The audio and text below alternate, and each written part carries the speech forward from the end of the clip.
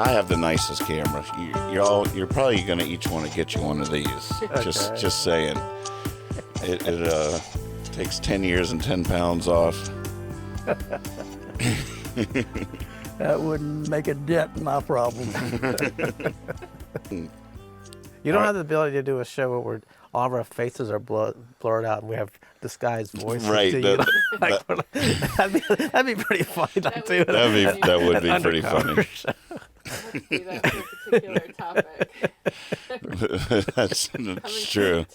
We'll have like the confessional night or something. All right, Nathan. I told you no names. It's still the three of us, but our voices are disguised and our faces are blurred out, and we're telling all of our terrible stories. And what do you think, Kyle? Just getting it all off our Kyle, chest. you no.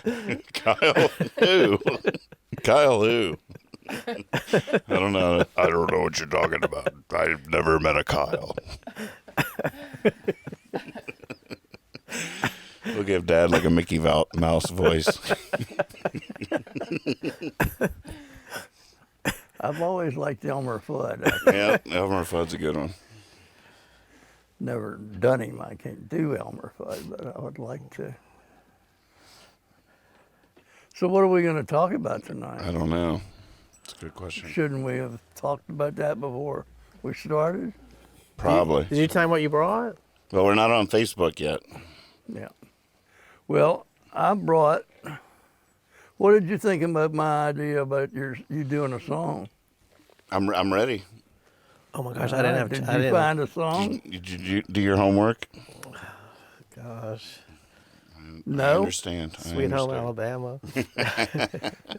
No, you were supposed to listen to some of his I'm not songs. good at it. Oh, one of my friends when we were listening wants to know if you're a Grateful Dead fan. Sure. If what? If he's a Grateful Dead fan. We were listening to his songs, and one of the guys was like, man, I think I want to talk to this guy. I like his music. Is he a Grateful Dead fan? I said, I don't know if he is or not. He goes, man, where's he playing? I was like, look, I've only done this one time. I don't know. Are you playing again anytime soon? No, I just perform from here these days for the most part. Every now and again, I'm doing a thing where there's a series the local group is doing where they have a musical act play a song or two before a movie at the Visualite. Oh, I've heard about And that. I'm playing a song or two before the Leonard Cohen documentary called Hallelujah. Oh, when's that going to be? December 6th, I think. Yeah. I wanted to go to the I gotta Bowie one, but I confirm didn't make it that. down there. I've been to one, and apparently I really missed something for the David Bowie one. Yeah. Apparently that was really good. Who did it? I forget who the band was, but it's the people that own the Ciders from Mars place. Yeah, is it the lady that's in the band? Mm-hmm. And apparently the band is phenomenal. She seems so shy every time I'm down there. I can't imagine her. Apparently she busts out of that shell when she does her David Bowie tribute. And Wow. Ciders from Mars is a David Bowie reference. So Is that right? Mm-hmm. I didn't know that. The Findels are playing there tomorrow night. Oh, really? Did you see that? 43 years they've been together. It's their 43rd I had anniversary. their album was so inspiring to me when I was a kid because I was like, oh my God, this band is from Stanton. And I was like, it was an album. So it was just like Right. all my other albums. Like there's no difference between Led Zeppelin Right. and the Findels, except the Findels are from Stanton. I might see them out there, Right. like the Statler Brothers. They're a very interesting dynamic of this town, but also I have never understood why they didn't. I don't know Alan what he wants, but I don't think he ever wanted to be that famous. But they're that good. Yeah, I mean, when they cover something, I'd rather hear him do it than the original a lot of times, especially Flowers on the Wall. Yeah, they are. But no, I like Flowers on the Wall by the Statler Brothers too. I didn't it's mean a that. classic. Yeah, but I'm just saying that I think the Findels are amazing, and I always have. But I don't understand why they're not bigger. But Right. they've pretty much stayed the same, and I think maybe a lot of that's because that's what they want. I don't think they really want to travel, or they're all old and got jobs and everything. Early on, they all had jobs. So they weren't a traveling band ever, really. You had to come to them. Yeah. That's pretty cool. 43 years, is that what you said? Yeah, it's their 43rd anniversary. Yeah, this tomorrow is their. night. Is that what they're celebrating tomorrow night? Yep. Yeah. Wonder if there's a day of the year I know if they have it down to the year, I wonder if they have it down to the day. I think they said something about the first practice or First something. practice, I'm not right. sure. I wouldn't remember that for any of my other bands. Yeah. I'd struggle with a year.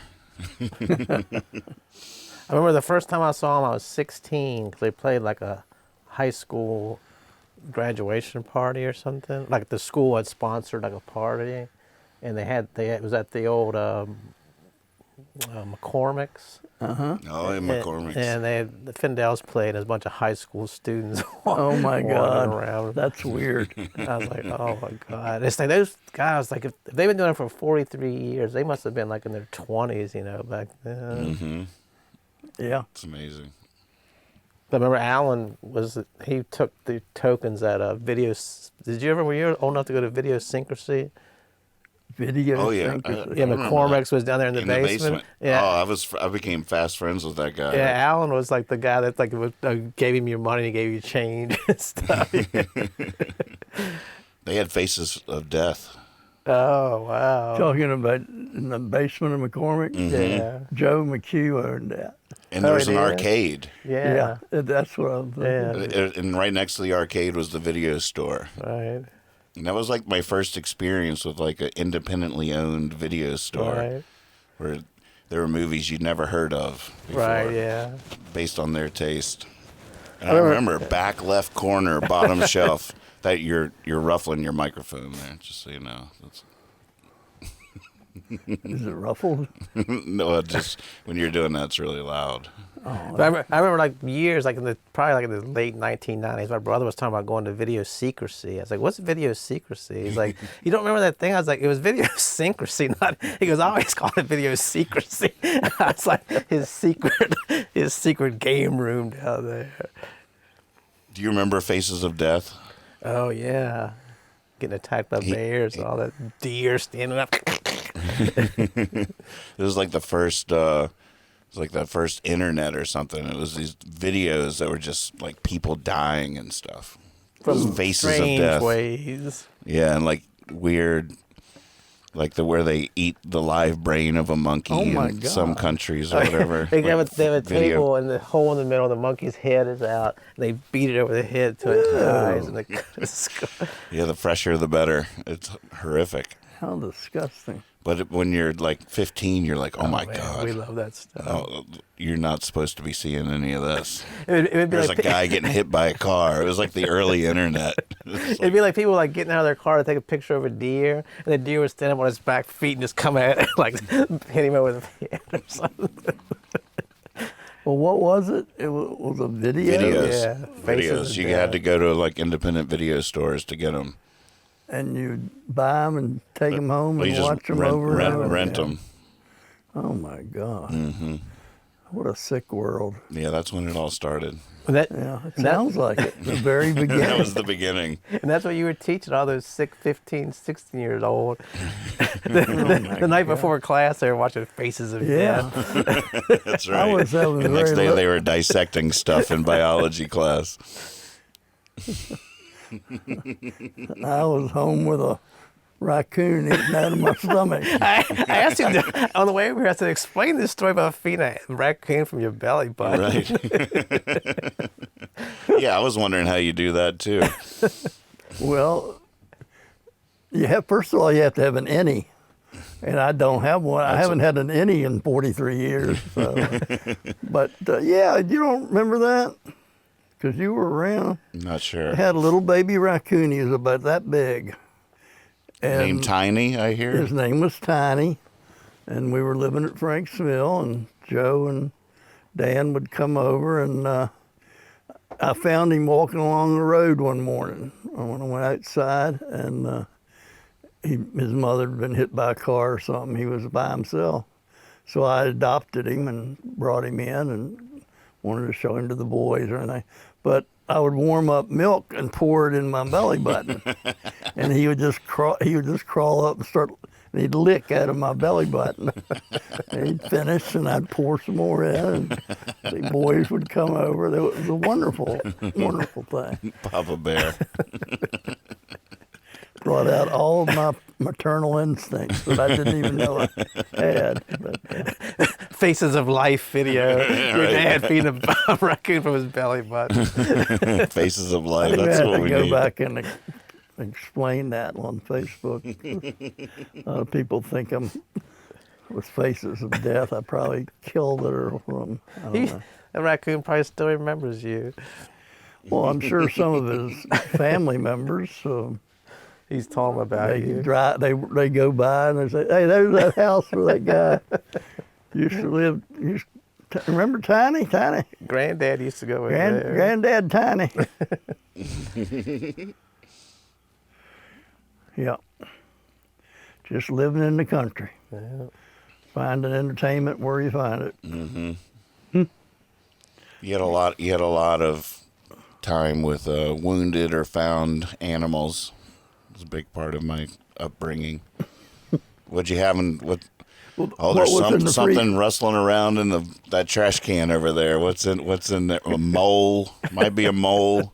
Moles are a weird animal. They really are. Blind mammals living underground. It's weird, I'll tell you what's weird. Animals are shrew. right? Not many people know about shrews. They're so quick and smart. But Shrew. they're They're amazing. shrew. They just run around. When they hit something, if it moves, they try to eat it.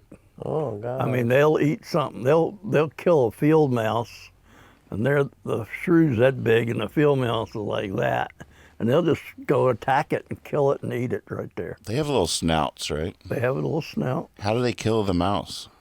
They have really sharp teeth. Wow. Underneath that snout is a row of Oh man. biting teeth, and they don't mess around. They fight anything. Do they live underground too? No, they live in the between the grass. The dead grass. There's usually a layer of. We have those here. Oh yeah, I don't remember seeing them very much. yeah. You don't. Nobody sees them very much. They're like I've gnomes. only seen about 5 in my whole life. Amazing. They're around.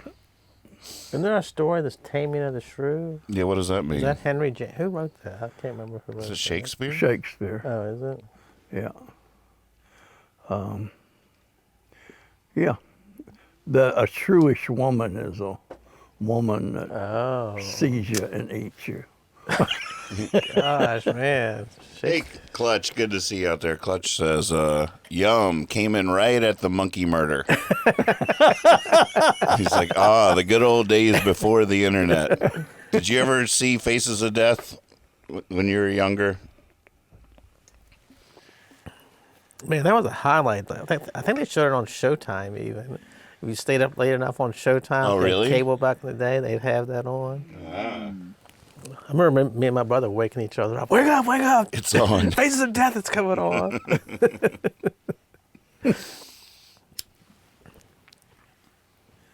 I don't think I've ever seen a shrew either. Does it look like a rat or? They're very small. Should we look it up?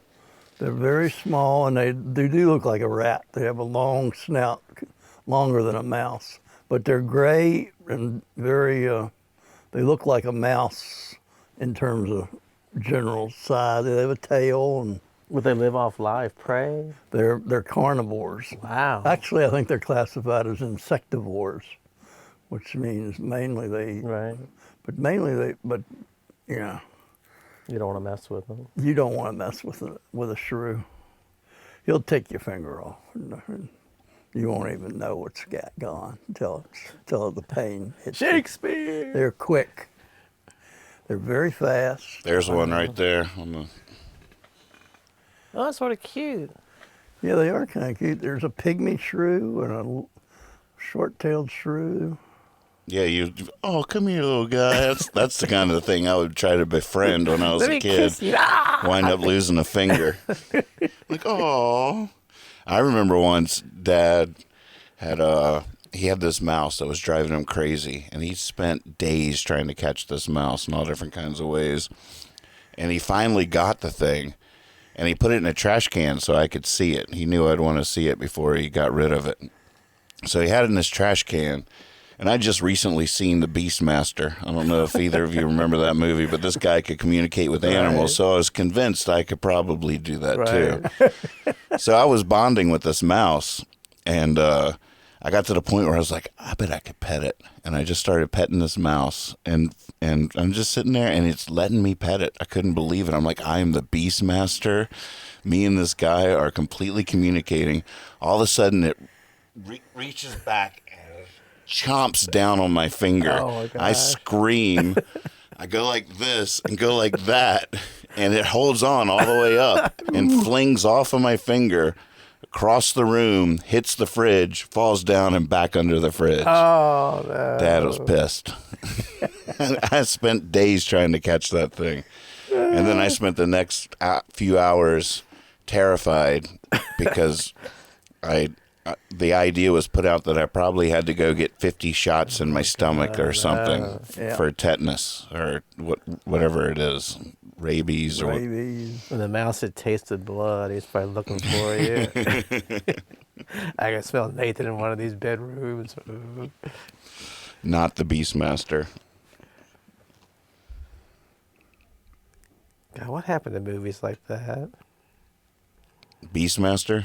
Or is it just when you're a kid, movies are so much cooler than I think they are now? it's so hard to do the math on that.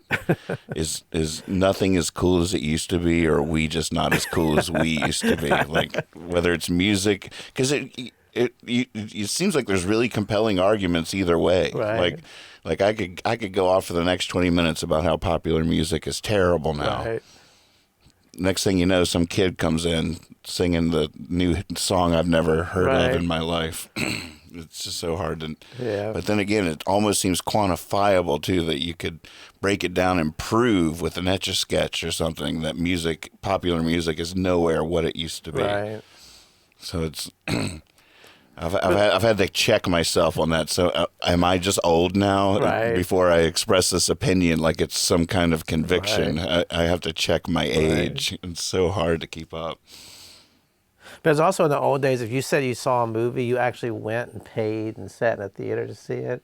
Now, like, everybody's seen every good movie that ever was. Right. They've never left their bedroom. You know? Right. Oh, yeah, I've seen that. And I saw his first movie that was never released. And you're like, oh, my God. Did you pay $5 to go sit in the theater to see Right. it? And that experience made it so special and indelible. Right now we have yeah. access to so much and we see so much that it's hard to even remember one from the other. Oh, yeah. There's nothing to put it in context. Right. Like, oh, I went down with Jack and I remember, I'll never forget that day. We decided to take in a movie in Baltimore. Oh, So, you know, yeah. like, I'm just making all Right. that up, but just the context of Oh, what you yeah. experience something in would Yeah. help you remember it, be able to retrieve it from your memory better. I remember we went to, Richmond had a theater called The Biograph. It just showed like independent and foreign movies and stuff. And they had a movie about, I don't know if it was Ed Gein or Ed Gein, you know, the mass murderer guy. So it's a theater that holds maybe like 100 people or 75 people. You know, we go in there on a Saturday. We're the only people in there. And we're like, oh, this is cool. We get to see this horror movie by ourselves. And this guy comes in and sits directly behind us. And so we're automatically thinking, no, this is like a movie about a mass murder, really scary guy. And this guy has to sit right behind us. Like, he can't find somewhere else to sit. And we're sitting there about 20 minutes into it. You hear some metal thing fall from him. And we both, like, just sat in our chairs. Like, does he have a knife? Like, we didn't know. Like, we were, like, too scared to even turn around. We just sat there, like, petrified for, like, the whole movie. Like, dude, you couldn't find a seat to sit beside right behind us. You should have moved. And he would have followed you Well, over. the thing is, we were like, if we get up, is he gonna stab us? Is he just waiting for us to like show fear? Like it's like facing a bear, you know. You gotta, I'm not scared of you. Right. That is true. Show and fear is one of the most dangerous things you can do out there in the wild. Remember we went and saw, oh my gosh, what's the Tarantino movie where the like Mr. Red or it's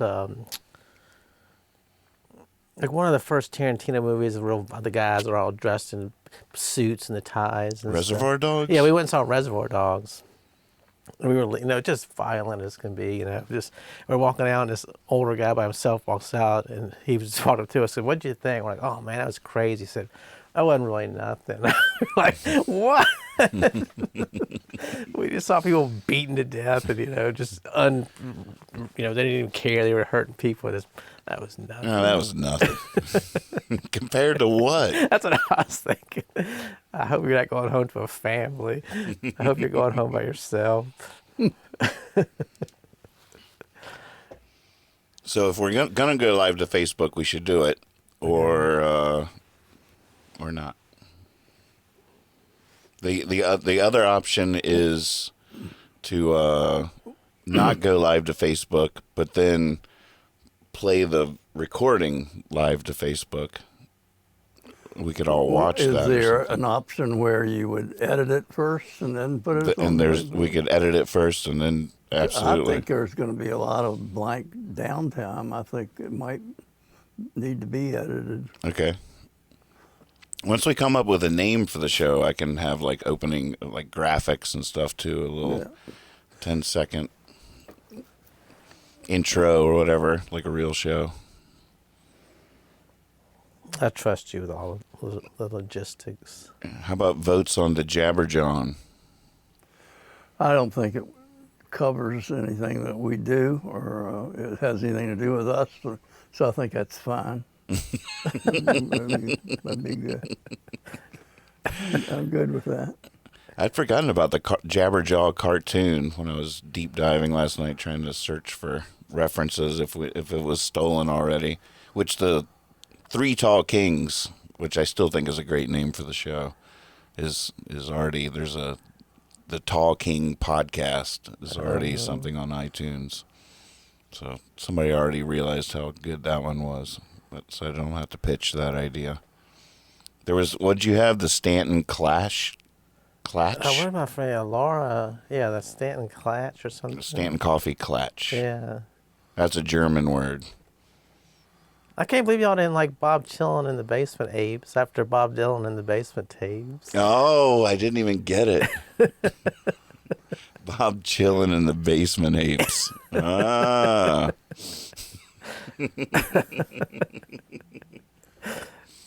Yeah, I didn't get that one. I'm not always that quick. Well, we did around with the two and playing on that. And Well, Lex and I have already done that, though. That's the problem. Yeah, that was what you were saying. But I feel like anybody in my universe would be like, oh, the whole other's playing. There's, Well, I was thinking of Two and Toothless. But I just thought I'd throw that out. Maybe not serious. How did you lose your teeth? Well, a doctor took a. But was it a football? Was it a sports injury or anything? Well, when I was about 11, I got hit right here, and killed 3, and there's 3 right in the front. Wow. The rest of them, I just followed suit. I had bad teeth, and or weak teeth. I have weak teeth, and I was very undisciplined about brushing too. I didn't find pleasure in brushing my teeth, so there was a period in my life when I didn't do things that weren't pleasurable. So, still not quite out of that phase, but I'm all right. The one thing he found pleasurable was feeding a raccoon from his belly button. Well, yes, I haven't brushed my teeth in years, but oh my God, I definitely enjoyed that. Cleanest belly button around. You pretty much do things, and if you enjoy them, you keep doing them. Oh yeah. I do have an addictive personality, but I have ADHD, so that's the only thing that's kept me from being addicted to one thing. I get pulled over to something else. Okay. At one time, I had 7 things I was addicted to. Only 3 of them were women. What were the other 4? Oh, I knew you somebody was going to say that. I don't really have. Well, gambling and alcohol were the two main ones, and there were places where that would go, like watching a ball game, but that was related to being drunk and betting on the ball game. So who Now, in the old days, how did you bet? Was there like a bookie or a guy in town or something? I bet with a bookie. I did it all. I was a bookie for a while. Oh, wow. Couldn't handle the moral ground. So people had to come up to you like at the bar or something, and they No, I had a Lunches? number of people that would call me. oh, okay. You know, being a bookie is not gambling. Right, Being a bookie is making money. right. And so I didn't like that. The truth is, I didn't like being somebody's addiction. Right, I felt guilty, Right. and legitimately so. Did you ever have to break any knuckles or I was anything? That's what I was wondering. No, I ended up getting stiff though. I ended up people not paying me. Oh yeah. Oh yeah, they can just get too And you far. didn't send a big friend. You didn't. Did you have a bully, a strong friend that you would No, I send to didn't collect? go there. That's why I quit, because I Right. couldn't do that kind of stuff. But I just And once people talk about smelling blood, once people realize that you weren't going to make them pay, that was probably the end of that. well, it just was a question of how much. In other words, they'd get in over their head. Mm-hmm. They would pay a little bit, and try to work it all. I mean, I wasn't trying to make that much money. I wasn't a big time bookie. No. Were you the end of the line, or were you like filtering it up to Atlantic City? Or Yeah, that's a something? good question. I did have other people. I did have my bookies Right. that they were dealing with hundreds of dollar bettors, and I was betting. I was Man, you dealing were- with $10 or $20 or $50 bettors. Wow. Did you ever So- have to not take a bet from somebody, either because you thought they were making too big of a bet, or you couldn't cover it, or you thought that was Well, I would. I mean, we had a working agreement about how much you could bet. Gotcha. There was a limit for each person, gotcha? and they would usually make that limit. They wanted to have a limit, Mm-hmm. but I wasn't trying to be a big time bookie. I was just trying to make enough money to pay for my gambling. Right. Now, was it only sports? Like, was there elections and all that? All I did was sports. It's like the college pot dealer that's just trying to get make enough to have free pot. Exactly. Right. Exactly. That's exactly what I was doing. All these things are now legal, Yeah. Yeah. which is takes some of the romance out of it. Well, I don't know. It's totally different, but it is remarkable to be able to not have that little guilt thing going behind you when you're driving down the road with a joint. I don't do that Right. because I don't smoke, It's huge. but it is a big deal. There's probably a lot less people now saying pot makes me paranoid. It's a really interesting discussion about, that's what it does do is still make you have the munchies. You still shouldn't go to the grocery store, but paranoia, yeah. But, Now, is alcohol, is that a bad combination with betting? Do people get drunk and try to make bets they wouldn't make in their straight mind? I did. I can only speak for myself. Yeah. Those addictions can go hand in hand to take Right. you down a bad road. Wow. But no, I think a lot of people, the rush of gambling is separate than the rush of alcohol. What you do is you get the rush of the betting one way or the other. Either you win a lot and you're celebrating, or you're depressed, and then you start drinking. So No, wait a minute. So were you doing this so long ago there was like no ESPN? You had to like wait for the paper to come out the next day? And, like, oh no, we had ESPN. Okay, so it wasn't like back when you had to. He got a satellite. He Did had the a Dodgers satellite win? You dish. didn't have to wait till the next day to see if the Dodgers had won Oh the big no, game. or no, nothing? we were watching. We had cars and everything. We didn't have wagons. We had actual cars. Dad had one of the first satellite dishes, Oh, right. which maybe you got for sports. Well, I One got of the it so I could watch television. at all. That's right. You're in the country. There wouldn't. I was in the country. But that was an amazing time. That was the Wild West. I love the early days of all this technology, the internet or any of this stuff. The Wild West vibe is so true. I remember the internet is so sterile now compared to Oh, yeah. to what it used to be. But the satellite dish was Satellite fascinating. dish, you could, if you just play around with it, the knobs, and you could get a porn channel. So you're getting your porn for free. There was no set list either. I mean, there might have been a few set channels you knew, but a lot of it was just like a shortwave radio. You're just moving it through the sky and like, Right. oh, something's coming in. You Right. just move it a little bit, like, whoa. And you were getting like raw feeds. I mean, it was like some of the sports stuff you would watch was a raw feed. So when they went to commercial on network, we were still with the yeah. commentators Right. Oh, wow. in the stadium. It was the raw feed that was being sent to the network. Wow. Where they would add the commercials, but Oh, you wouldn't believe, because they didn't think they were on the air anymore. Right. no, they So they weren't. would say anything they were thinking. Right. Right. But the most fun for a boyer, well, the most fun was you'd have a ball game on, and they'd go to commercial. So the cameraman, the different cameramen would start playing a game, and they would try to get as many upskirt shots as they could. And it was disgusting. And they would say, oh, there's this girl over here.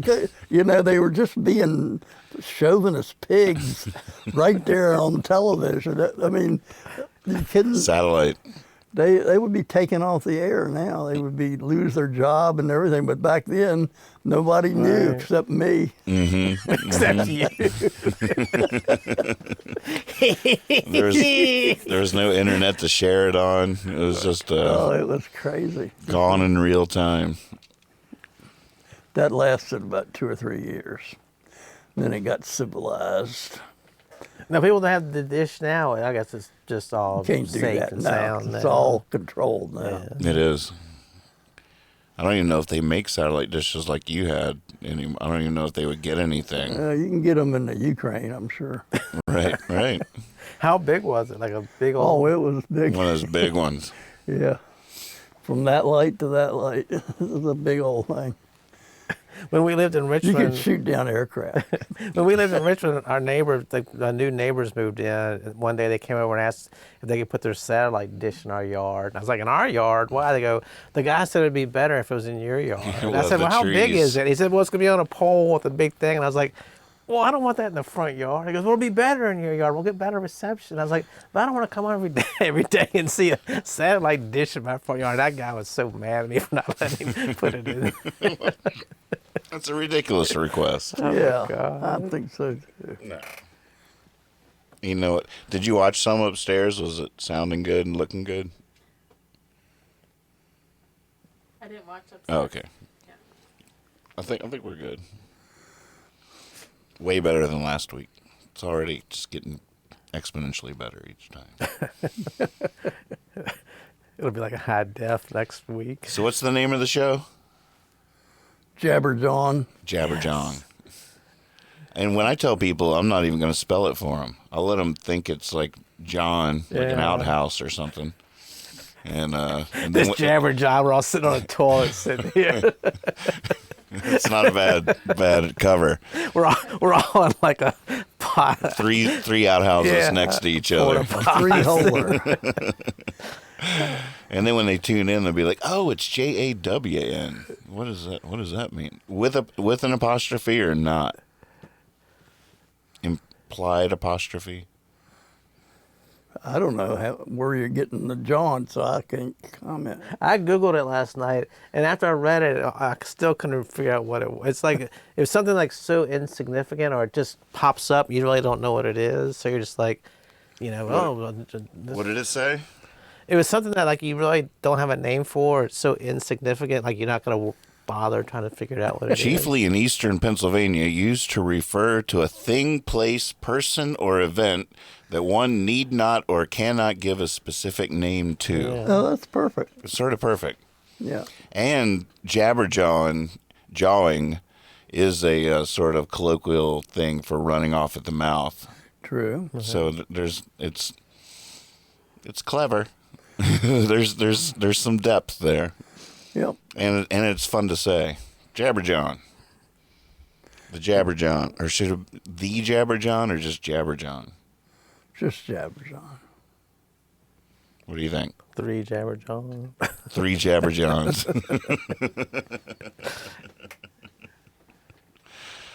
3 tall Jabberjohn kings.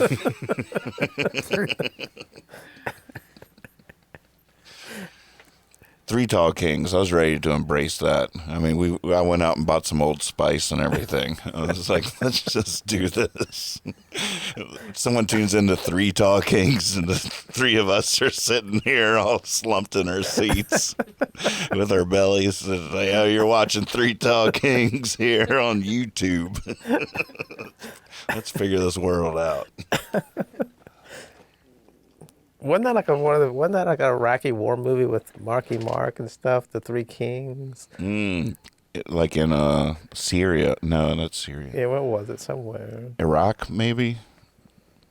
Something about black market? Yeah, they found something. Yeah, they were trying to sell it. Then people were out to get them. Yeah. Mm-hmm. I paid to see that. It's another movie I paid to see. Do you have cable at home now? Mm-hmm. Same as him? Is it what, Comcast or something? Xfinity. Yeah. Xfinity. Comcast. Yeah. Same thing. Yeah. I mean, they're together. We don't have. We just do the streaming Right. stuff plus antenna. Antenna is brilliant. I still can't get over how well it works. Yeah, I have friends that just get like Hulu or those stick. I don't even know what a stick is. But those Fire stick. Yeah. Yeah. I don't understand what's going on, so I just whatever they knock on the door and offer me, I take it. If I turn the TV on, will something be there? Yes, sir, it will. I'll take it. I remember when we first got internet in Richmond, or I mean cable, and the guy came by. It's like $79 a month. I'm like, oh, okay, and the bill came. It was like $153, and I was like, wait a minute. And I called, and the guy kept saying, calm down. He told me it was $79. It's $100. He's like, yes, we didn't tell you. The guy didn't tell you the taxes and the fees. I was like, oh, so you have some guy knock on your door telling you it's $79. They don't tell you that, and then you got to pay for every, law ever passed since TV was invented.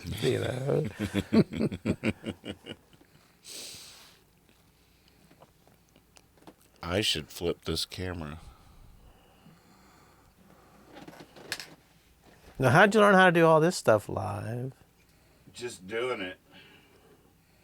You're probably the only person ever to have a picture of a shrew broadcast for like 30 minutes. It's probably Guinness Book of World Records. We should call them up now. Longest still picture of a shrew. Nathan Moore, the Guinness Book of World Records.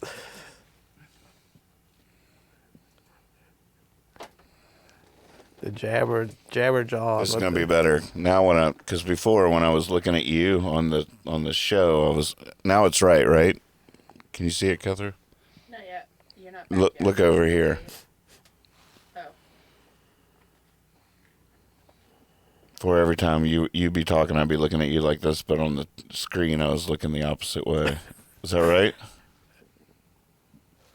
Yeah, it's so hard to say which am I looking at? The one on the left, it's right. And the Oh. one on the right, it's wrong. You're looking at your dad on the right, and Kyle on the left. On the right. No, that's right. Okay. Right's right. Right's right.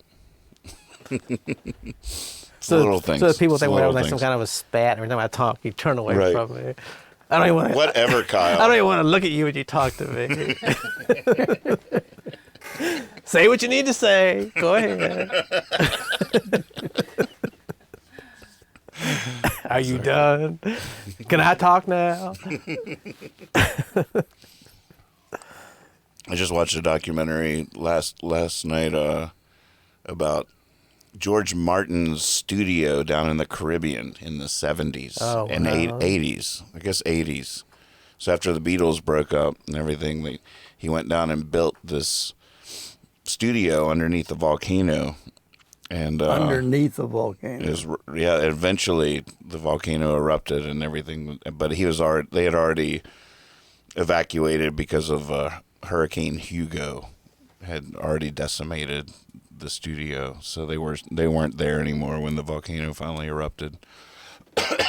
Fascinating documentary, but one of the apparently one of the charms was because he hired all locals to be his crew and stuff. So the driver there apparently was an interesting character that whenever he would always say, let me speak," or something like that was how the driver. Right. And I think Earth, Wind, and Fire has a track on one of their albums called "Let Me Speak" that was inspired by the driver for George Martin's studio down there.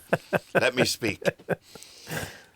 Oh my God. But it was a fascinating documentary. The Police, Synchronous, Every Breath You Take, that album was recorded there. Dire Straits, Money for Nothing and Your Chicks for Free. Right. You know, and that was one thing I thought was fascinating was the Police recorded Synchronicity there that had Every Breath. It was the biggest album they ever made, Every Breath You Take and stuff. And then when they got done, Sting decided to hang out and just take a vacation in the Caribbean there.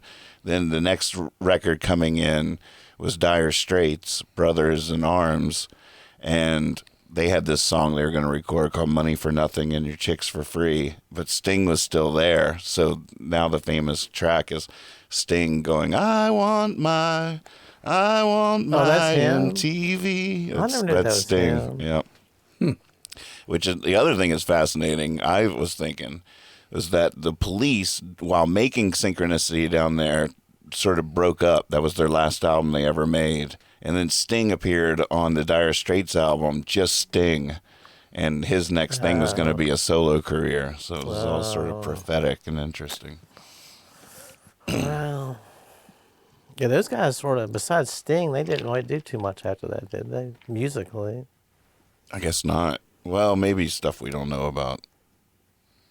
Not as solos. Yeah. Copeland. Yes, what was it, Stuart Copeland? He definitely Andy Summers. worked. Well, I'm sure. I mean, they were good musicians. I'm sure they, made a fortune doing that type of stuff. Mm-hmm. Yeah, it was a fascinating documentary. Apparently, people that would studio musicians in different places, whenever they got tracks from the studio to work in, they could tell, like in a few seconds of hearing the track, that it was recorded at George Martin's studio in the Caribbean. They could just Right. hear it in the air. There's Oh, something wow. about the air of the sound of Right. of the music there. Just hear that island vibe. So do you, Jimmy Buffett, Volcano, that album. I don't know where I'm gonna go when the volcano blows. He recorded that record there under the volcano.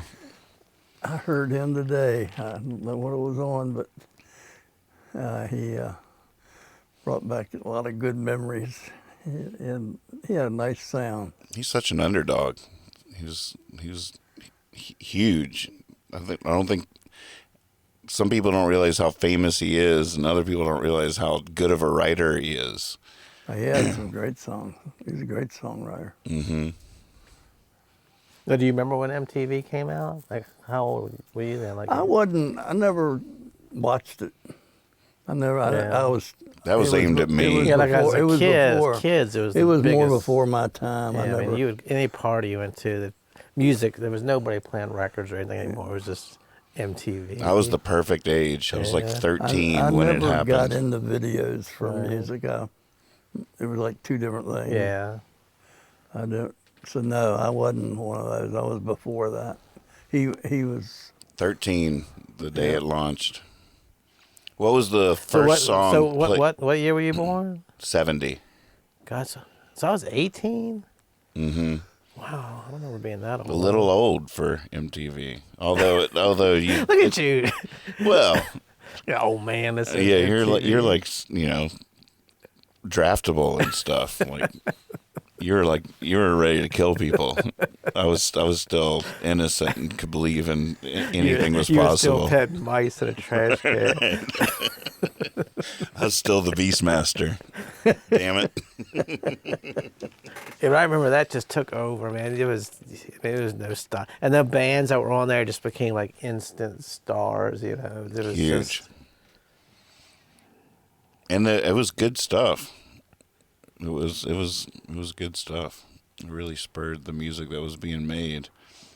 What was the first video ever played on MTV? it's that Video Killed the Music Star. I can't think Video of it. Killed the Radio Yeah, Star. what's the name of that band? What a Music- mission statement. Music I mean, they Hell. came out of the gates swinging. We are about to take this down. Yeah. I don't remember who that was, but I can hear the song in my head. Video killed the radio Now, what is star. MTV now? Do they? Reality TV, like New Jersey. What was that? Oh yeah. Oh man, what am I Jersey thinking of? Shore. Jersey Shore. It's weird. It was weird how it morphed and just disappeared and wasn't playing music video. It was still MTV, but it was not music Right. videos. It was not music television at all. But then they defined the next era of our culture, because the music videos definitely defined that Oh, whole yeah. era, and then reality television. Yeah. So they were still sort of cutting edge, but weird. You watch any reality shows? No. Not that I'm. What are those brothers, the Swamp Brothers, or whatever were those guys? yeah, you never watched any. What Yeah, was- I never watched them regularly. I've God, what were seen those them. guys called? Those Right. guys are like all millionaires now, aren't they? I can't think of what their names, what their show.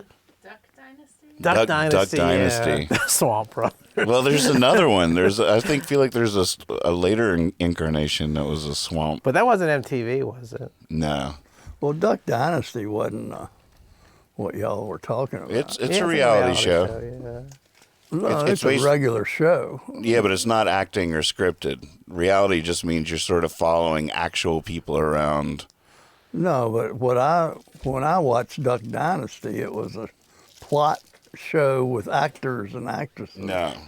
Yes, it was. No. What I watched was Are you thinking of Dynasty? Duck Dynasty. Duck Dynasty. No, it was like these guys with long, like ZZ Top. I know, but well, maybe I'm thinking of something else. But I watched a show that I thought was called Duck Dynasty, and it was a regular show. It was about rednecks. Right. Yeah, but it's like he said, it wasn't like nobody wrote for them what to say. or Mine was anything. written. I mean, they had plots and everything, commercials and all of it. I don't know. Well, I mean, and it's a lot of it is you wonder how contrived it is, but it was definitely a reality TV show. But with all reality TV shows, you wonder how much Oh yeah. they set it up Right. to be interesting. But I was reading something about that show, Pawn Stars or whatever. Mm-hmm. Like they show them love come that in, they can have this. They said before they even get there, it's all scripted. They have to agree what they're going to say, a price and all this stuff. which is sad. Yeah. I love that show. Yeah. But those guys have all fallen on hard times, haven't they? Not hard times. Isn't that one of them? Oh, Chumley Yeah, got didn't he arrested have or like a- something. He went to he off this rocker or something. Mm-hmm. Yeah. Good old Chumley. But apparently it was an actual pawn shop in Yeah. Vegas that you could go to. Yeah. Well, yeah, the whole concept was all real, but of course they don't want somebody coming in there, ruin it while he stutters through something or, Right, right. Oh my God. Just say this so we can get us. There's the Duck Dynasty. All right, here, we'll just click on one. $5 your way, I rule this day. Nuggets, fries, drink bars just been raised. And Whopper Jr. is something new. A barbecue bacon Jr. just for you. BK, have it your way.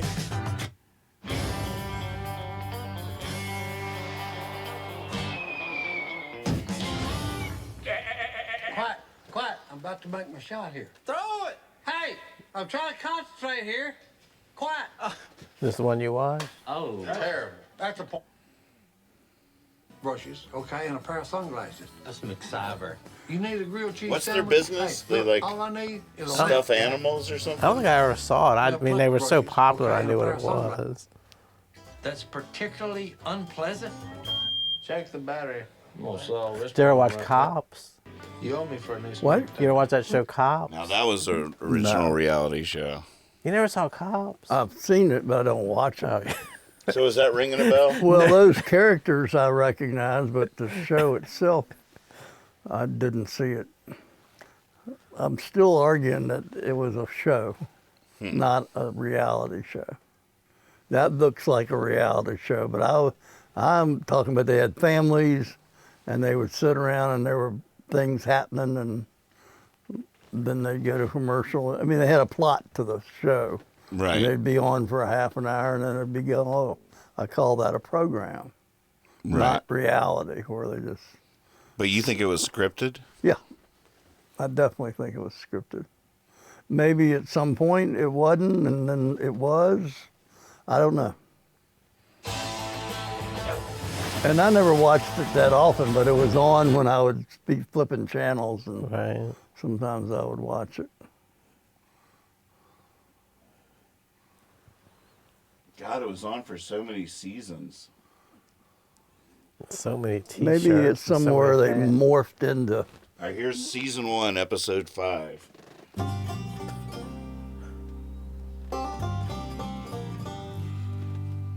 I want to plan a trip to Canton. I love it. I need some new furniture. Willie embarrassed me last time when he bought that horsehair coat. He was like fat guy in a little coat. No, it was like a stinky horse on a fat man. That's what it was like. Here he is. Oh, speak of the devil, there he is. Okay, I need help fill out the land. I forgot my boots. Does he have an extra pair? I mean, you can see. I mean, it blurs the lines, but they're not. Those aren't scripted. They're acting like that's just the normal day in their life. But then they add music to it and stuff to make it seem like. Okay. I'll investigate on my own. I was mostly doing that selfishly because I was trying. I still can't remember what their job was. Like they have a family business. I was trying to jog my They own made memory decoys. loose. They made decoys. Oh, that's what they did? Okay. But they made millions of dollars making decoys or something. Like they were rich before the show Well, approached that was them. only their assignment in the show. Right. They don't really make deals. Right. They actually live in Bel Air. All those lines have gotten, so blurred between reality and entertainment. Well, what are we doing? What are we doing? Because Right. we're blurred. Yeah. Well, you are, and you are, and you are. I mean, maybe that's me. Maybe I can't see. Maybe I am the blur, and you are just victims In of real being life. blurred In by me. reality. You might be clear as a bell, and I've always thought you were blurred. It's interesting. I've thought about that before too. Like during the Civil War or something, and like what if you were just a normal person but you had bad eyes? Or not, I don't know why I thought the Civil War, but back in the day, it's like, all right, fire at these guys. And like without my glasses, I wouldn't even know who I was firing. Right. I'd be like, oh, Captain, what guys? There's 500 guys over there. I'm gonna have to walk up closer. No, you idiot, stay back here. Like, no, I gotta get close enough to see what you're talking about. Like, take a shot. How did people like even? If you had bad eyes, how did you even know you had bad eyes? Well, they wouldn't let you go kill people if you had bad eyes. But how did anybody even know you had bad eyes? Like back in like the You, you, might, you might not know. You might not know. No, you could go through your whole life and Yeah. not know that you had bad eyes. So you thought you were like ignorant, like you do not see that? You- No, I you don't. could go- That's how it would happen, right? Yeah. Like your dad would be like, check out that cardinal up there in Right. the tree. And you'd be like, what cardinal up there in the tree? It's the What? What tree? There are people like that with stupidity. Well, that's what I'm thinking. You can be stupid your whole life. Right. And nobody even tells you, and you just didn't know. You thought you may win a Nobel Prize, and damn, I didn't get it this year. So do you have any idea when glasses were invented? Is that when were glasses invented? The 1700s? Older than that? Well, before me, Like Ben Franklin had glasses, didn't he? So that was, Oh yeah, he made spectacles, bifocal. Right. Glasses were invented in the 13th century. Oh my gosh, So 1200s. 1200s. Yeah, so The first wearable glasses known to history appeared in Italy during the 13th century. Primitive glass blown lenses were set into wooden or leather frames. But how do they know? Like we can sort of judge you on 20/20 vision. How do they know what the average, what the normal? Or you just said I can't It see. probably wasn't very precise. Yeah. It's 2 little magnifying glasses or whatever. and I bet there were some races or some groups of people that had better eyes than Right. others. I was thinking about being a bat because I'm losing my eyesight. So you've been... You know, bats from the day one, they just can't see worth a damn, and What? they're very happy Nimbus? with what they've got. At least all the bats I've talked to. But you know, bats have no respect for shrews. If you talk to them, they won't even. And they're both mammals. Right. Yes. Well, I'm scared to death. I don't like bats. So I'm going to say something that only one other person knows about me. I found thing going on here. I found a dead bat in my aquarium the other day. You what? Yeah, it's out there. The whole world knows. Yeah, he's been in there a long time. oh my God. See, I have this big tank, and I want to get rid of it, but there's a fish in there that won't die. I literally went for a year and a half and never fed it. It got dark in there. There was nothing there, and then all of a sudden, I realized one day I started to clean it out, and there's a fish in there.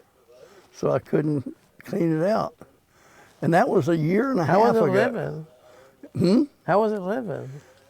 You gotta ask it. I think it's a demon.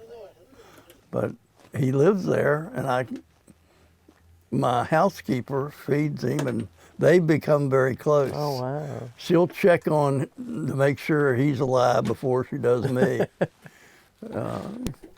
I could be up there dead, and she'd be looking for her fish. But as soon as she finds her fish, she'll go to work. But And you found a bat in there? and then one day there was a weird thing in there. It was a bat. It was a dead bat. That was recent? Within the last few months. Yeah. Oh, man. God. Yeah. I had some technical difficulties I had to fix. I'm back now. But I missed my comedic timing on you practicing echolocation around the house.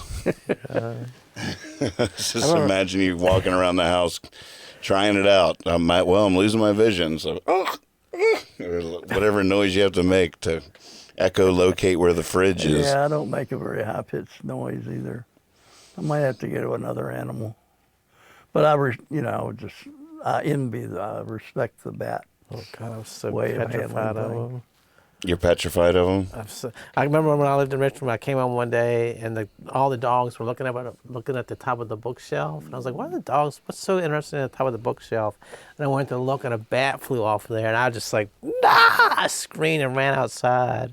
And my wife didn't get home for like 2 hours after I did. She's like, what are you sitting? It was like wintertime. I didn't have a coat or anything. I just ran out of the house. She goes, what are you sitting on the porch for? I was like, there's a bat in there. I had the door open too. Like, she's like, what do you mean there's a bat in there? I was like, the bat was in the house. I'm not going back in there. She's like, come on, we'll get it out. We couldn't find it. Like months later, we had like a vase with like a you know how vases are like the big at the bottom. So you were living for months with a bat in Well, the we house? didn't know where it was. I didn't know if it had flown out or what. But like months later, she found it. It had gotten in that vase, I guess, to hide, and got in there and couldn't get out. Oh, man. So she picked up a vase and she's like, "Oh, something in there." She's like, "Oh, it's that bat." I was like, "Oh, it's horrible. God."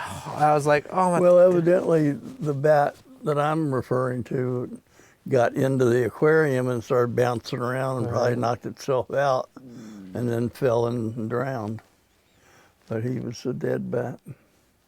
I felt bad. But J-Dod says, my sister-in-law is blind and she snaps her fingers to echolocate. there you go. Oh wow. I could see how that would work. Yeah, I can see that. if you're coming up on a wall, or it's just a different sound. Oh, that's cool. Yeah, you get very sensitive. Unfortunately, I can't hear either. I know that you're so out of luck. Yeah. Well, we're running out anyway. It's During the lockdown, Kethra at one point had to quarantine because she had exposure to COVID. And so she was upstairs and I was downstairs and we were isolated, and a bat got in upstairs. And I've never felt so helpless as a husband because we couldn't break the quarantine. But I was streaming at the time too, but you were sending videos. I remember being live on the air and she's like sending me videos of this bat like flying around, and up there, the ceilings, it's like the shape of the roof. So it's like a converted attic. So there's no like even corners for it to fly around. They're all sort of directed. Are you scared or bothered by bats, or they don't? Oh yeah. Yeah. Did you end up having to catch it and throw it out, or we're talking to Kethra off camera here, but all of these sheets, because it kind of hung on this low level of by the door jamb, which is pretty low. But I hung up all these sheets and then directing it to an open window. Oh. she Gosh, she funneled it Gosh, with the sheets. strategist over there. very good. I know. Either that or it's still up there in a vase somewhere. I'm not exactly sure. Check the aquarium. Check the aquarium. Oh, Well, remember the bat story? I have a famous bat story. I mean, for years, I don't know when that was when I was teaching, but for several years, there would always be the first day of school when the new kids would come in. Right. There'd always be one kid that say, "Tell us the bat story." That'd be the first thing they'd say when they meet me. So, They probably had an older sibling. oh yeah, it gets around. Yeah. Oh, you got Mr. Moore? Have him tell the bat story. It's so funny.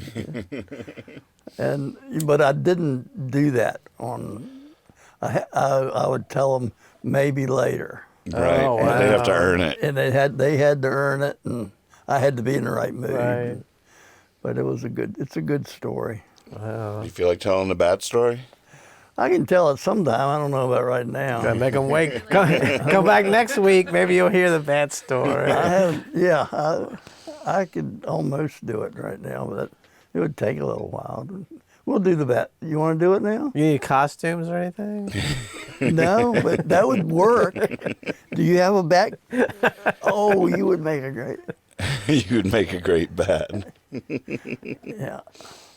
Nah, I don't think it is. Yeah, we should say. Somebody has to write down. We need to hear the bat story later. We gotta remember Yeah, that. we'll get requests Yeah. from people. We get enough requests, I'll do it. 500 likes. you Yeah, get to hear the bat exactly. story. Once we have 30 viewers, Yeah, and we'll tell the bat story yeah. campaign. Like, from what year is it from? Is it going back? It's a story that about me meeting my wife. Wow. And it's got Romance, humor, bats, fear. dark comedy, just like the book you were just It's not reading. dark. It's not dark at all. It's very light, but It's dark for you though, I with know, your bat gosh. phobia. Yeah. There's the I can't think of what the museum. It's a museum in Baltimore, like what's it called? Outsider art or something. Like art made by people that aren't really artists. You know, a lot of people that were in mental hospitals and stuff. They pass away. They open up their suitcase and they have all this art. But one of them is a headboard for a bed. It's just carved bats. I was like, oh my gosh, somebody slept in that thing with the bats, like looking down on them all night. Ooh. Oh, that gave me the creeps. yeah. So one of the things I was talking about, if you want to bring it up, is the idea of me switching over to another medium. Would you like to elaborate, help me with that a little bit? The dad is, you as you well know, is puts a lot of poems on Facebook, and a lot of his Facebook posts they've taken the place of his old journal entries that he used to always do it in journals and stuff, and then it's sort of morphed into different things, and now it's mostly happening on Facebook, but it's a little bit weird because all this precious stuff is on Facebook, and it's all in these posts, and a lot of it's good poems and good little pieces of literature. And so he's wondering whether or not he should. Are you thinking about leaving Facebook or just not? Just to add to that, what I'm running into, and we've talked a little bit about this, is that if I write a work of fiction, I write a poem, and I'll put myself in a woman's thinking about this issue, or an older man or a younger man, or anything like that, or a dialogue. And it's a poem, it's a work of me, a creative work, and I put it on Facebook. Well, as soon as if I put it on Facebook like that, there's a tendency for anybody that reads it to think I'm telling the truth, that I'm telling a story. And for instance, say, if I talk about loving a woman, they think, what woman is he talking about? Right. Well, I'm not talking about any woman that I know. I'm talking about fiction. I'm making her up, But so I think it's confusing, and it keeps me from putting a lot of stuff. Them writing, I don't want to. In other words, I have to kind of edit myself. Right. There's some poems you don't want to be your Facebook status. Right. Exactly. If you want, and there's subjects. There's whole subjects that I don't want to go to because I'm trying to make you feel good. I'm trying to share. In Facebook, I think you're trying to share yourself or open yourself up to being known. So it's confusing for someone to be reading a thing where I'm depressed. In other words, if I write something depressing about life and death, and death, they think I'm depressed. But maybe I'm not. Maybe I was just trying to be creative, and that was my subject area. So I feel like there's two things going on, and I'm trying to do both in one format. So to answer your question, I would stay on Facebook because the reason I love Facebook is I get to keep up with my friends. But I don't need for them to be reading my stuff. If they want to read my stuff, my creative stuff, then they ought to be able to go somewhere else and do that. So I see that that would be help me and help them. And another platform could be a lot easier to print out or archive or whatever at some point in the future. Well, it would be, it'd be definitely. And I don't really want all my stuff to be on Facebook, but and I do try to. Usually, I'll write it in my journal and then copy it, but a lot of times it just comes directly to Facebook, and then later on, if it's worth it, I'll redo it in the journal. Right. I was horrified when I first learned you were writing some of those poems in Facebook on your phone, because I always thought you were writing them in your journal and then transcribing them. But then lately, I feel like you've done more, really some golden stuff just in Facebook. Oh, yeah. Which is terrifying to me on a certain level, especially. Why? Well, I've lost a Facebook page. I mean, they get hacked. Right. It's just vulnerable, and it just gets sort of like shoved down a wall on Facebook. Oh, or yeah. whatever. It's not there as like clickable pages of a. Yeah, exactly. Are there creative spaces to put stuff on? Well, if you wanted to be hip, I did a little bit of research. You could just get a standard blog website. Those have existed for a while now, and there's a lot of options for that. But there's a new thing now called Substack. What is it? It's basically just a blog, but it's really popular now. A lot of journalists and stuff that are, getting not published, or with all the.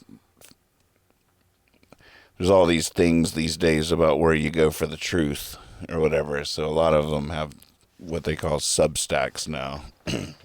Probably like.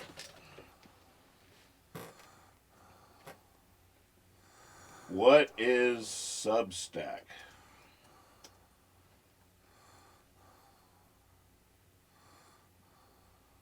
There's a So hi everyone, I want to talk to you today about a platform called Substack, and I have talked to you about this before because I mentioned that I have my own Substack journal. So ALASTAIR, banks.substack.com is my journal, and I keep thoughts, musings about personal brand, about entrepreneurship, all of the kind of things that I think about in business. I tend to keep there, but I wanted to dive into the blog has already exists, and I like it for the Substack, and you simply do that by going there. Yeah, that's one of the things about it is that I think some blog sites do this too, but anybody that wants to can sign up with their email to your Substack.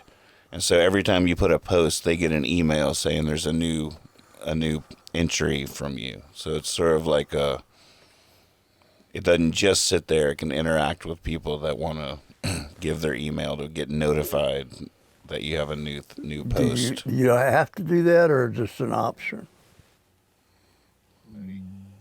Probably just an option. It's also like an email marketing tool, though, because I would think that people that would check it out would be people that wanted to keep up with my writings, and they could be, in other words, I'd start with my Facebook family, and anybody that wanted to keep up with me that liked my stuff. There's probably some way to make it clear this is not you writing about yourself. This is... Well, the whole idea would be this is where I put my fiction. Right. Yeah. Or, yeah. That would be the whole reason for doing it. Here's a quickie. Sophie, if you can make tacos, you can make a website with...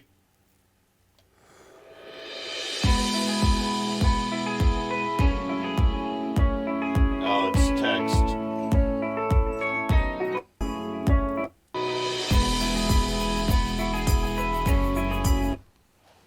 Substack is a subscription email newsletter platform that offers writers the option to charge readers for access to their content. You might want to think about it. There you go. I'm not here to make money. I'd pay. There's some people I would pay to watch to read it.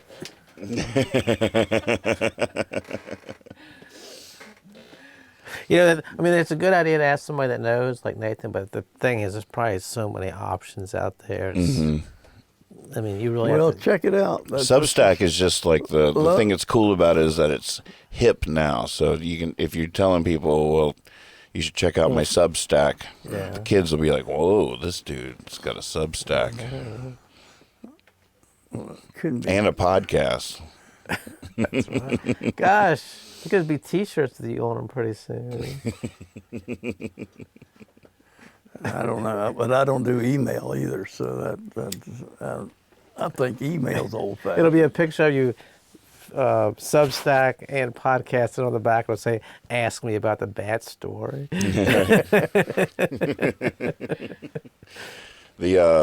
I'm sure that they all also have, I'm sure Substack does too, but after you make a post in there, you could probably share it to Facebook pretty easily, just with a click of a button. Yeah, some of them I would share, and some of them I wouldn't worry about. Yeah. Well, but we don't have where to go with that, huh? Not unless we wanted to roll up our sleeves and create your Substack account. No. Well, anybody's out there that has any other ideas along this, they can pass them on, and we'll see. Steve Talley created a blog. He's got that website where he did his travel logs. Yeah, I haven't. Is he still right on that? I'm not sure. It's been a while. I used to read it when he was traveling, but I'll ask him about that. That's the thing. I have friends that do blogs that are amazing. Like, I'll just come home, click on Facebook, but I rarely ever think to look at a certain blog. It's like... That's the drawback. Yeah. If we want to talk about pros and cons, you're probably always bound to get more action on Facebook. But I understand what you mean. Like, you think that everything you write... I have the same thing. That people are like, oh, why'd you... I'm like, that was just some BS I was writing, you know. Right, So- right. Yeah, I don't. A lot of times I don't put it on there because I don't want people to think that's the way I really feel. Right. It's just what I was thinking about. Mm-hmm. Somebody might feel.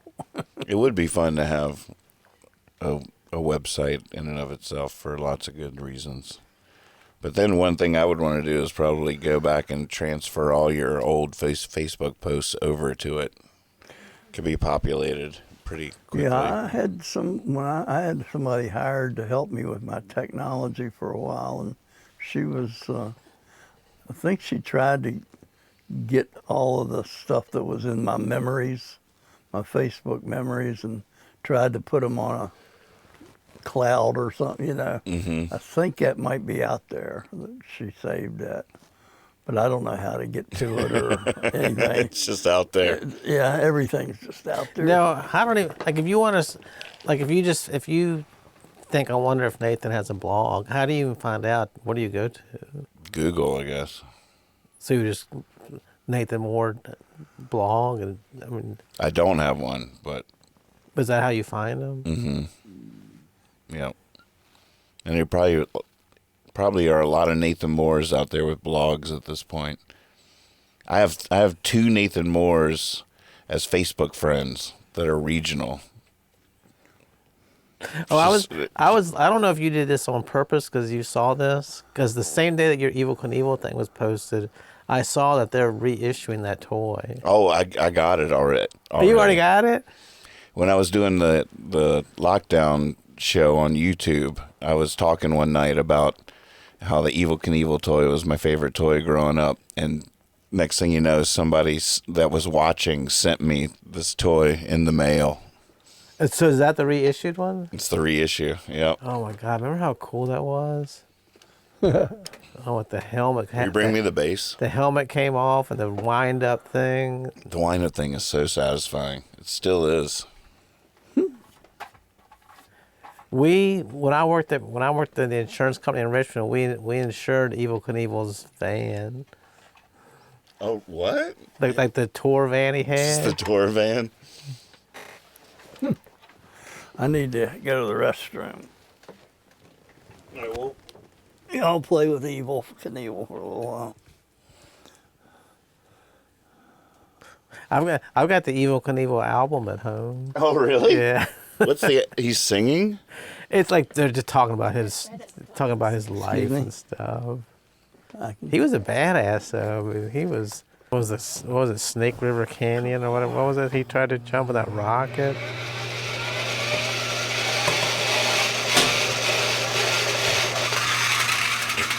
Woohoo! Oh, he's still going! Oh my gosh. That's satisfying. I wonder who the genius was that invented that thing with the wind up and everything. I know. It's the whole thing. I hope that guy has a blog. Do we still have daredevils? Are there daredevils still around in the world?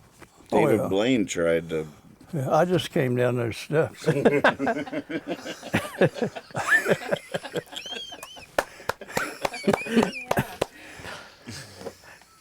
Now what was David? Now David Blaine's a magician, but is he a daredevil? He was too? a magician that blurred the lines by Yeah. starting to do like feats, like Freeze staying himself, underwater, freeze yeah. himself. He sort of blurred the line between. No, were those real, or that was? I really hate that phase of David Blaine because of all those questions. It's like I don't want to see a magician do the coffin trick or the underwater or freeze himself. But you don't hate because you don't hate the magician stuff. How in the world does he do that stuff? I love the magician stuff. Oh my God, it makes me so mad. 'Cause it can't be real.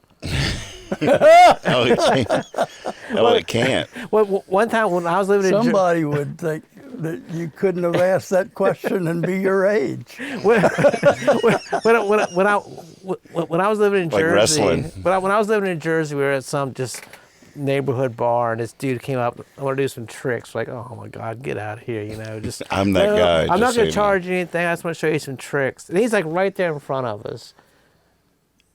Blew my mind. I could not figure out how he was doing this stuff. I was like, Well, he can do it. He can blow Oh, your mind. you're a magician? That's all my magic corner back there. All Oh my kinds of- gosh, you should do something on here. Oh, yeah. After Dad tells a bat So story. you probably know the tricks. I probably know the tricks. No, is it something you have to practice all the time? Yep. You definitely get rusty. Oh my god, I didn't know you were a magician. I used to. I mean, God, we've I been was sitting here I all was a these ti- magician first I've been before I sitting was here a for musician. 3 hours with you. I didn't know you're not bragging about that. It's not worth bragging. I don't. Think. Oh, so what do you have over But there? it's fascinating stuff. Ropes. All kinds of stuff. All that whole corner. Can you do him one? You got one you So can what was do? your specialty? Cards or? I mean, oh my I've seen him god. do I love some cards. amazing card stuff. Oh, you got to do one. I'm pretty rusty. Well, give him a week. Next week. Why didn't you tell me? Here I am running my mouth about how I'm scared of no, it. I love that. You're scared of Nathan now? That's legitimate. I love the antagonism of. Wait, is the devil involved at all? a little bit. A little bit. Yeah. Wait, how do you pull up sources that are unknown to me? Books. Yeah, secret books. It's, So, like, did it it's start when you were a kid? Yeah, I was like 9 years old. I got. It given probably a started book. after you were bitten by that mouse, didn't it? All of a sudden you're like, oh, I can all of a sudden make cards. I with can't. you. I can't talk to animals, but now I can make things levitate. Now I can pull a quarter out of my dad's ear. Right. Ah! What was the one where you he threw a playing card that stuck to the ceiling at Stewart Hall. Yeah. That was the most amazing thing I've ever seen. Yeah. He threw a card. Stewart Hall in the auditorium was, it's 40 feet. Right. And he threw it up and just stuck up on the ceiling. It was the weirdest We've thing been sitting I've here ever all this time. Oh my God. Talk about a waste of time. You should just have us as your guinea pigs. You should do magic every Speak for week. yourself. Speak for yourself.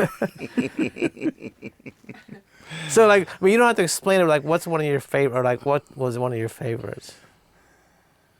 Like a card trick, or I see you tie people up. And... That's been fun for years. Like, what was your not even your specialty? Like, what is your favorite? Like illusions, or just mess with people's minds, or? Well, I mean, I never really got to do the big stage illusions because those are all giant props that you couldn't have. But there was a while when I tried to make magic a inseparable part of my solo music shows. I wanted to be the world's first sleight of hand musician, and so I was trying to do magic as part of. That's what I did at Stewart Hall. It was like the height of that when I was trying to merge. But it got too confusing, and it wasn't a good brand really, because I'm a serious songwriter, Right. and magic is a little campy, and so like I was trying to use it to bring levity and stuff to my heavier songs, but it ended up just detracting. But how do you even learn about it? From a book? That's one thing that's so cool the guy at the about bar just looked like a normal guy. He didn't have a bunch of props or anything. Mm-hmm. I mean, And his hands weren't like, hide and stuff, but it was like pick a card, you'd think of it, and he would just have it. You're like, it can't be real. He's got to, this can't, he can't be, he's not reading your mind or whatever, but. Or is he? The newspaper one always amazes me. That's a good one. That's. Can you do that one next week? I don't know. What is it? To torn and restore, tear a newspaper up and then restore it. It's remarkable. It doesn't scare you? It definitely blows my mind. Do you ever have to hang sheets to get him to go out the door so he doesn't, you're scared every day to go out the door? Man, if I knew magic, I'd be doing that all the time. If I was you and I came in here, I'd be like, "Hey, sit down. Let me get that mic for you." Oh, it's behind you now. Whoa. It's sort of a kind of thing that like you're either doing magic at the moment or not. Like, but when I would go through phases where I would get really, because it's like a roller coaster ride. I first got into magic when I was 9, and then I was super into it for a while, and then I got out of it, and then I would get back into it, and go to another level of it, get a new book, or meet. This was before the internet, so it was all about meeting another magician. That was one thing I loved about it, the whole secrecy of it all, because most magicians, you work so hard to learn the secrets that you're not going to just share them with people. Right. And so most magicians, if you're a real magician, you're going to take that code seriously. So then you meet a magician, you're a young man, then you have to earn their trust for them to teach you the tricks and stuff. And the dynamics of that is all really cool. Whereas a musician, It's like a private club. But you It's always, like a private you always club. hear about distracting them and getting them to focus on something else. Like that dude at the bar, we were just looking right at him. He wasn't. He probably was, and we just didn't realize it. But oh yeah, he's probably like, "Oh, is your beer full?" You look, and he, I mean, I don't remember him saying that, but it's. I mean, there's pocket magic. There's a whole genre. There's pocket magic. Then there's stage illusions. Just like magicians that would just, like the guy that walked up to your table, it was just a self-contained show. Okay. Everything he needed was on his body, Right. on his person. Then you got stage magic with larger props and stuff like that. And So, when you were watching our David Blaine special on TV, would you understand how he did some of that stuff? I figured out, I eventually learned pretty much all of the stuff that he did. But at first, no, I had no idea how he did half of it. Some of it I maybe knew, but he was revolutionary. When he first came on the scene, he rekindled our fascination with the craft. It had been a while since the culture had a significant magician as part of our thing, Houdini, knew, right? we had Blackstone. Who was it in the 70s? The guy with the mustache. Oh, yeah. Henning. Yeah. Doug Henning. Yeah, there was always somebody, but then there was this lull when there was no magic anymore. No. David Copperfield had all this 70s specials and 80s and stuff, and it was always. So when you first started, did you just get into it because you just liked it, or you saw somebody on TV or something, like on Carson or something? I got a book for Christmas when I was 9, and it turned out to be a really amazing magic book. I'm not sure who gave it to me or how they knew, or it was probably just they got lucky, Right. but they gave me a really good magic book. And I remember I learned a trick. It was I had Mom and Grandma were in the kitchen. Mom took a dollar bill out. I was like, all right, read me the serial number. We wrote down the serial number. Then I took it, put it in an envelope, burned it, set off the smoke detector.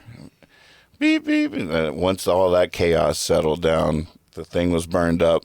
Then I grabbed a lemon, cut the lemon. Inside the lemon was a rolled up dollar bill. Opened the dollar bill, and it matched the serial number. No way. And both of them. You were 9 years old? I was like 9 or 10 years old. Both of them were completely blown away. And they were so mystified. To be like a 9 or 10-year-old kid and blow adults' minds, I was hooked immediately. I was just like, oh my gosh, what is this feeling? Because they were just like, how did you do that? It just became a lifelong love. So after that, I was learning more tricks, and then. So what is it? Palming the dollar bill somehow? You're the worst. What is it? I mean, I'm trying to think of a logical way you can do it. No, listen, shut up. You can't ask that. Well, I'm trying to think of how it could be. I mean, You can't do that. Even if You gotta leave it go. Even if it is, it's amazing. A lot of You're times. so naive. I gotta You say, don't ask a magician how they did it. amen. What is going on? On the other hand, that secrecy can be really frustrating, because there's a part of me that loves the craft of magic so much. The beauty of it to me is the trick, not the illusion. Because everybody knows it's not really magic. The beauty of it is that you somehow have made us think that it really happened. Mm-hmm. And not being able to share that with friends has been very frustrating at times, for sure. Because it's like you can't share what's really cool about it. But then on the other hand, if you're not a magician, you might not think it's that cool. Right. A lot of times it's just like, oh, God, that's how you do it? That's stupid. It's a come down. It's a come down. It's got to be depressed. So are there like exercises and stuff you got to do for your hands and stuff? If you're doing it. Yep. Yep. Did you have I've your spent fingerprints hours erased? and hours and hours trying to, doing a hand exercise. And You'll never make a magician. Your fingers are too stubby. I know. I can't Yeah, you imagine can't do how it. you would do it. Yeah. You got kicked out of magician school first week. No, they would just point you to the right hero. Oh, so and so had small, chubby hands. Now, were you ever into like Houdini and all that stuff? The whole history, very fascinated. Yeah, I've done deep dives into magic my whole life. Wow, that's fascinating. And then what was cool is just started traveling as a musician. And this was still back in the day when like every major city had a magic shop, sort of like the old video stores and stuff. And you go in, and the person that owned it was obviously a magician, and they would perform for you over the counter. You can still find them There was famous in the Midwest that y'all went to. Abbott's. Yeah. Mm-hmm. Been there. Yeah, Blackstone used to live in that little town, Colon, Michigan. Y'all I've never heard of Black. He was a magician. Blackstone was like the 40s, 50s, maybe. Really famous magician in America. It always seemed like there was one at a time. There was like one really famous magician. There was never two at the same time. One would have to disappear or die or something, and then Houdini would pop up. Do you know the Amazing Kreskin? Houdini was named after Houdin, who was a famous French or Italian magician. He took his name and just added, but he was like 50 years before Houdini's time. Now, do you know the Amazing Kreskin? Do you remember him from the Johnny Carson show? He'd always have the Amazing Kreskin. Oh, that was Johnny Carson. Yeah. Doing ESP. Oh, where yeah. He pulled the thing Yeah. up. That was a joke. Yeah. Right. Well, he's still no. The Amazing Kreskin's a real performer, but he still performs. There's a record store I used to go to in Jersey, and he's friends with a guy. He's like 92 years old, and he still comes and does like magic and stuff. I think we're thinking of two different things, Dad. The Amazing Kreskin's he's like an older dude now. Yeah. Oh, this guy. He used to be on Carson all the time, though.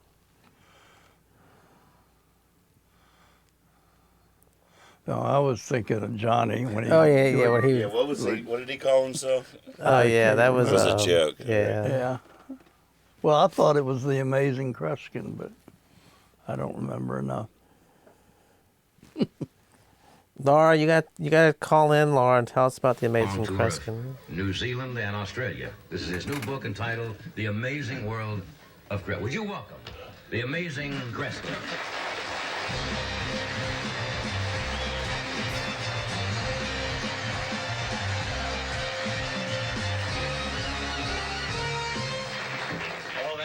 How are you, Amazing? Oh, he's not doing a trick. You really start something. I can't go on an airline. Everybody says, be amazing. How are you today? Of course.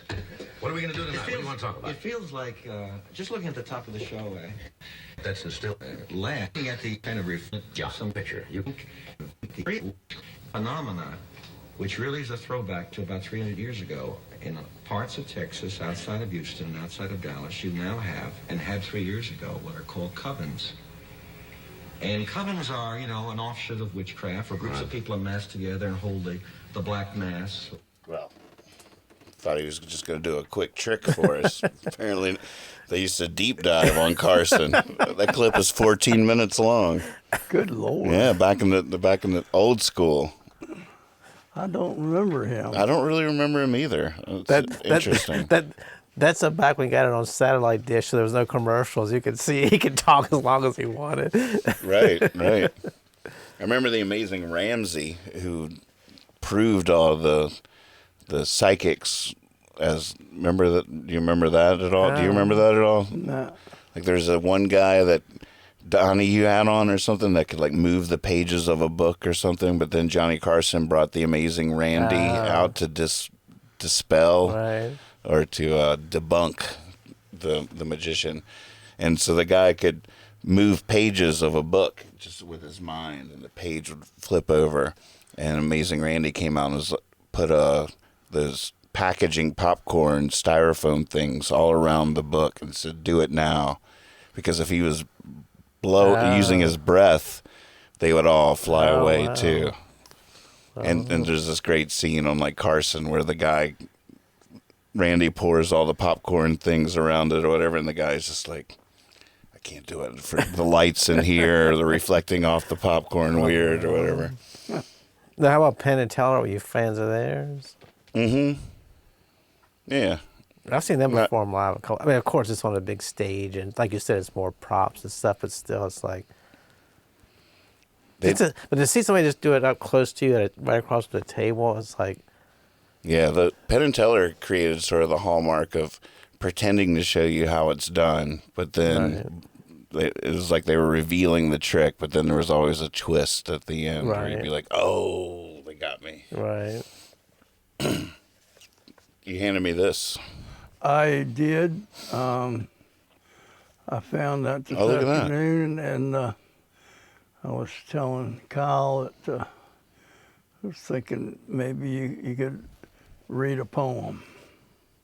Just flip through and take one at random. All right, say when. It's like magic. I was talking to you. Oh, you were? Yeah. Say when. When? Love, the chameleon warrior, cloudy skies, the time of days, different eyes, affect reflecting rays.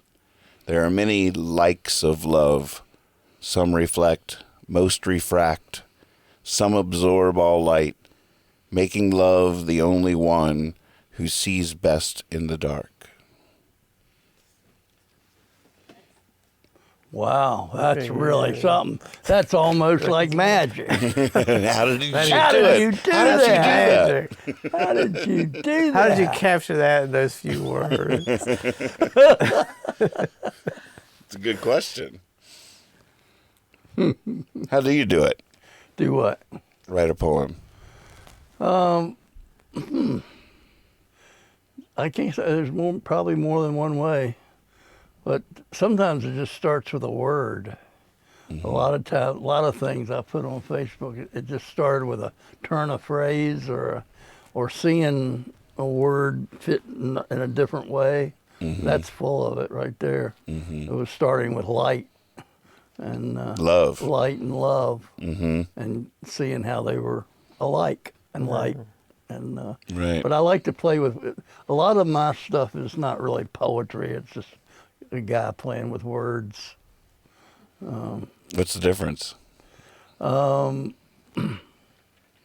not very literate. I'm not very. I don't know anything about poetry. I've never thought I was a poet. I never think of myself as a poet. But you've always written poetry, right? Well, people call it that, and I have called it that because I don't. But it's basically just playing with words and thoughts. It's like I wrote the other day about the idea that I don't see how people write novels. My brain, I guess it's ADHD or whatever, but I write sentences. And I said the other day, I was saying, I'm even having trouble with sentences. I'm down to words. And then probably a year or two, I'll be down to letters. Give me an A. But I don't think of myself as a real. At the same time, like Mom just moved into her new house, and she gave me a couple of boxes of old boxes of photos and notes and newspaper clippings from growing up and stuff. And in there, I found a couple of poems you wrote to her back in the day. I'd like to see them. Yeah. Yeah, I mean, but that just goes to show that even from a very young age, you liked poetry and wanted to write poetry. But I didn't like poetry. Like I didn't have poets in the English book when I took English. I didn't read Wordsworth. I didn't. Right. I never thought of them as being, anything I wanted. But the music you loved was always the poets. Mhm. The music you loved was always the poets. I liked the poetry and music. Again, I think it's a lot of it's something very simple. Mm-hmm. I don't have a very good vocabulary of poetry, and I never liked poetry where you twisted something to make it rhyme. I like the sound of it, and sometimes I'll catch a rhyme, but I've never really been into. There's a good rhyme scheme in what I just read. Yeah, but I don't know, not for very long. Yeah. I can't do it for very long. Right. And I don't think of it. When you do rhyme ones, it sticks out as like, oh, he's rhyming. That's new. Yeah, I mean, I like the sound, but I don't need it for it to rhyme to have a sound. But like the one I just read, love the chameleon warrior, cloudy skies, the time of days, different eyes, affect reflecting rays. You're definitely rhythm and rhyming there. Yeah, I mean, I definitely played. That was part of the game. Playing with words, right? Yeah, I was playing with words there, but what was it? A boon. I always thought Wordsworth, for instance. I liked what he was writing about, and I liked a lot of his words, but he would just use words to make it rhyme. Right. And I thought that was crude. And for me to think Wordsworth is crude is just obscene. That's ridiculous. But I didn't like that. So right. So I'm trying to make it maybe rhyme, but not try to make it look like I'm trying to make it rhyme. Right. I'm always impressed that you must spend time when you write your stuff out. There's no misspellings or words. There's no spell corrections. Mm-hmm. I mean, I wrote something a couple months ago. Once I post it, I reread it. I'm like, oh, it changed this, it changed that, but it's too late. But when I wrote God at the end. I wrote God bless all the children, and it spell checked it to God blows all the children. And I was like, oh crap! And I was like, people probably thought I meant that, so I had to go back on Facebook. I didn't mean blows all the children. I meant bless all the children. But I was like, oh my God, how could it change it to Now, that? I might be about to blow your mind, but do you know that you can edit a Facebook post? No.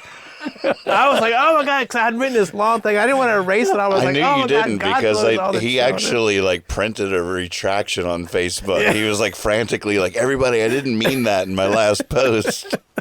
And I was like, he doesn't know he can edit his Facebook post. I was like, this is pretty good. God bless all the children. Oh my God, what is this? Oh my God, I was mortified. So I didn't know what to do. I was waiting for the police to come knocking on my door after that. But yours are always like very well. There's no like weird, Well, I find it the other way around where I do it on the phone and the auto corrects my spelling. Right. So I just start out spelling it and then I see it up there and hit that. Okay. Right. I like that. I do too. That's one reason I use the phone. Wow. DiGiorno's. That was my latest. I knew it was the answer to a crossword puzzle thing this morning, but I didn't know how to spell it. So I needed to order something on the phone. You just started typing DiGiorno's and it spelled it for you? No, I couldn't do it because I was working with a newspaper and I was creating it, but I didn't think about it. I should have done that. Mm-hmm. Eventually, I figured it out because of the other letters. But you still doing Wordles? Oh yeah, I'm terrific just about every day. Wow.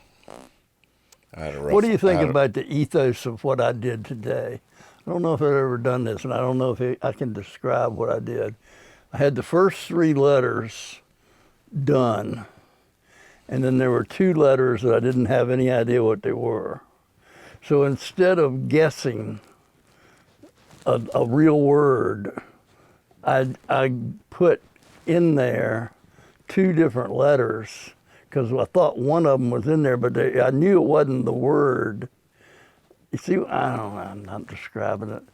I put an answer in that I knew wasn't right, but I was trying to see if either one of those letters. I do that. Is that all right?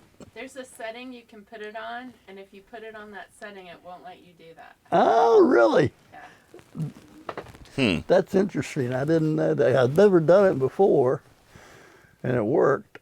But I definitely do stuff like that all the time. Yeah. I mean, they didn't say it was against. What I don't like is when you guess a letter and it's in another place too, and they don't tell you. I think that's wrong. That's not fair. And they could change that if they wanted to, but they won't. It would be, yeah. It would be hard to let you know. You're thinking like Wheel of Fortune rules. Like, are there any E's? Yeah. Right. If you say E, then all the E's would show up. Right. I think that's the way. But would it put it in the right place for you? Oh, yeah. Yeah. It almost have to. I mean, it should. Yeah. I mean, that would be part of it. You'd have to know that. Because you couldn't be guessing which order it's in. But yeah, I don't see why that, because that just seems, because that catches a lot of people, because you think it's over, and you think of the other letters, and you don't go back to that one. Right. Of course, after a while, you figure it out. You just have to factor that into your thinking. Yeah, you have to rethink that, I guess. What you think, little baby? But I just didn't like that rule. What you think? That's salsa. This guy have a bow tie on? You're dressy. And here we're jabberjawing down here. You can be on TV. You want to look sharp, right?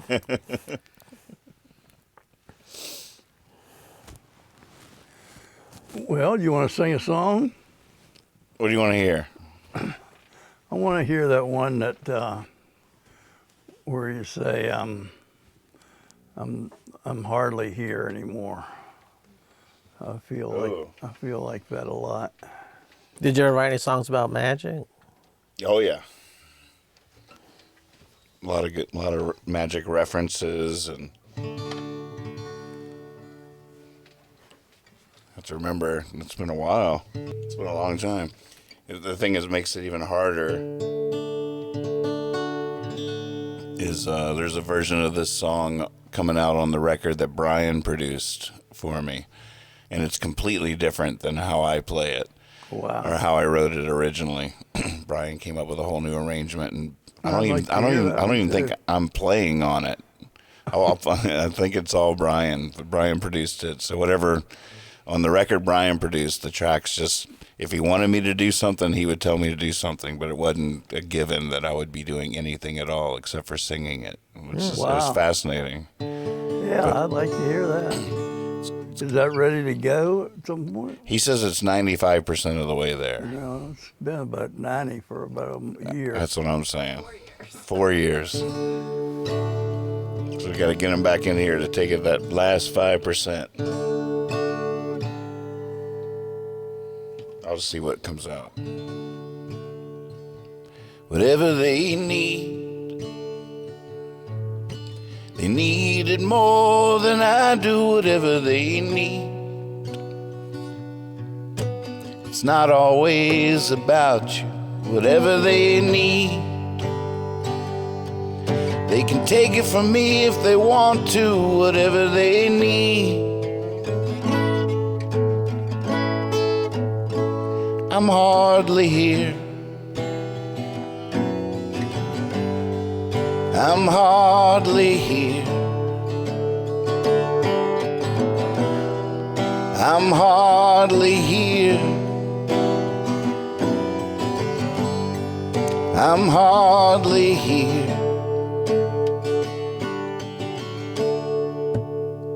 It's hard to speed. I'm not stuck in I am traffic. It's hard to speed. up. Give me a minute, it's hard to speak.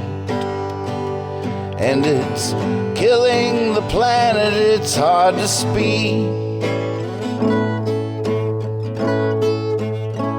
I'm hardly here. I'm hardly here. I'm hardly here. I'm hardly here. Baby, till I get back home and things can be the way we want. And everyone in that weird world can just move along. Move along, there's nothing to see here. Move along, there's nothing to see here. Move along, there's nothing to see here. Move along, there's nothing to see here. Move along, there's nothing to see here. Whatever they need it more than I do. Whatever they need, it's not always about you. Whatever they need, they can take it from me if they want to. Whatever they need, I'm hardly here. I'm hardly here. I'm hardly here. I'm hardly here. I'm hardly here. I'm hardly here.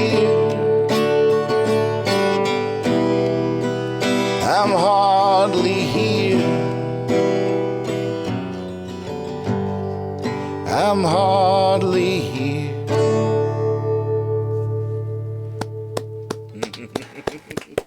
Thank you. Wow. Now that was magic. No, thank you. That is magic. Can't tell you how I did that either.